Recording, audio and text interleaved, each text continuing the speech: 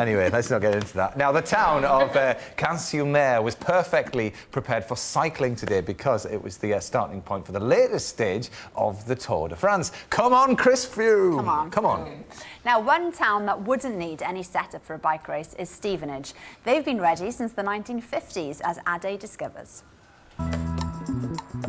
Stevenage, 30 miles north of London, became the first post-war British new town in the early 1950s.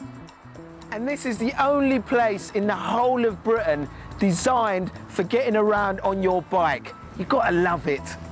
Stevenage has a unique cycling network, the personal passion of just one man, the town's visionary chief engineer, Eric Claxton. Eric was a keen cyclist, but he was no lycra-clad speed freak. He rode his trusty folding bike because he believed it was a healthier and better way to travel. Eric Claxton was 60 years ahead of the game. He engineered a town of future travel while our country was still on rations. Stevenage New Town has over 25 miles of cycleways, separate bike roads, cutting under roundabouts, running parallel to main routes and providing easy access to the town centre. There aren't even any traffic lights. Eric Claxton's daughter, Linda, still lives in Stevenage.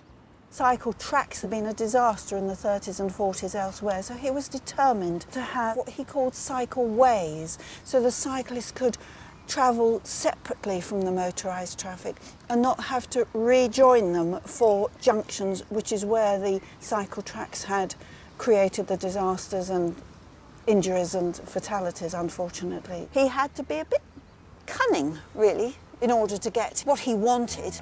Eric Claxton pulled all kinds of tricks. One of his best was persuading the authorities that an underpass was needed to get cattle safely across a road. It then became a route for one of his beloved cycle paths. Do you think they thought, oh, who is this bonkers guy coming up with these crazy ideas? They probably thought he was a pest. He might have been a pest, but Eric Claxton got things done. This is brilliant! They need this everywhere! Aye! And if I'm having this much fun, why shouldn't the whole town? Step forward, Stevenage car commuter Matt Horsley, for a little experiment. He has never cycled to work. How far is the journey to work? I'd say it's around 2.5 miles, so it's not too far. Have you got that in you? Have you got that kind of I think I'll be stamina? okay. I think I'll be okay. Okay, let's do it. Yeah, no problem. Good job. I like a man who embraces change.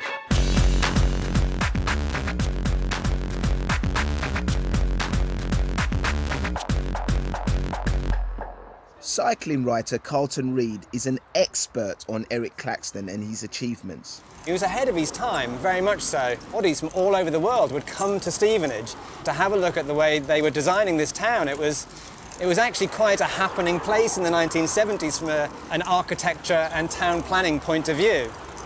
And how successful have the cycleways been? Brits, some of them, tend to be lazy. And so they just didn't get out on their bikes. What are you trying to say about us? It was phenomenally easy to get around by car, so everybody drove. And that's the great irony about Stevenage. The very efficient road network means the cycle paths are sadly underused. For most of us, our first thought is to jump in the car rather than jump on the bike, even here in Stevenage, where it should be easy. So I'm really hoping Matt, my first-time bike commuter, is enjoying himself. How was that then? That was really good fun, actually. Were there any hairy moments? There was only about 150 metres where I was on the main road, so as soon as I got off there, the whole way was on cycle lanes well away from the road, so it was really safe. And on the ka-ching factor, how much money would that have saved you? I'd say at least £10 a week, so over the year, massive saving. Good job. Thank you. Cheers, Nice mate. one, Thanks a lot. And the good news, Matt has cycled every day except one since we filmed. This town has got such an asset thanks to Eric Claxton, so I've organised a little ride in his honour. Thank you so much, everybody, for coming here today to take part in this tribute cycle ride to my father, Eric Claxton. Let's have it then! This way! Last one back, boys, for drinks! Great. Well, yeah, Addy's here to tell us a little bit more about this. Obviously, with the summer coming, those cycle paths are going to be heaving. But Stevenage, as you said, they're not making the most of this facility. No, it's a shame, really. But I mean, nationally, that's not the case. You know, cycling has been going through a boom over the last few years, but a lot of us are still basking in the glory of the Olympics and Paralympics last year, where we won 7 out of 10 medals on the track, which was fantastic. And we've got new heroes like Sir Bradley Wiggins and Dame Sarah Storey, and you know, it's inspired more people to get on their bikes. And you included, Sean? Yes, yeah. I cycle into work every day, and it is a lot cheaper. And it's safer now. I started cycling into work about 25 years ago. But whilst you were on breakfast? That's an early start. That's commitment. 25 years ago. No, 25 years ago. Oh, sorry. Yeah, you did breakfast for 11 years. Sorry. It's a very long time on one show, isn't it?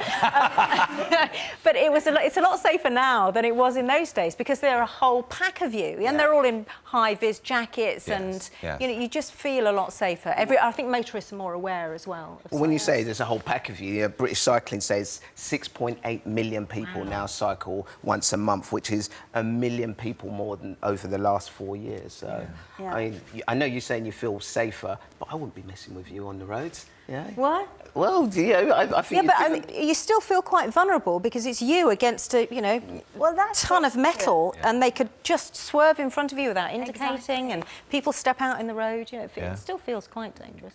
I think that's the thing, though. I mean, I'd like to cycle, but lots of people are still a bit concerned about safety in the roads. I mean, are they doing anything to help with that? Well, safety is a big deal. You know, you want to feel safe when you're riding, and the Department of Transport, their figures show that the number of people killed in road traffic accidents has gone down by 8% since 2011. And the government have also been to Holland, you know, to check from their cycling experts to see what they've done over there to improve cycling. And they want to bring in, you know, lower signage and signals, and also these Dutch-style roundabouts. Right. You know, the lower signage means that it's more at convenient levels. Yeah. And so how do they? Are they a bit of a safety net, these then? How do they work? Well, it says they've got they're smaller roundabouts, so it's tighter geometry, and also the visibility's better. And there's a dedicated lane for the cycles. Now, when you think, because the roundabout's smaller, it means you reduce your speed, and if you reduce your speed and you increase visibility, it enhances safety, which is what we all want, isn't it? Yeah.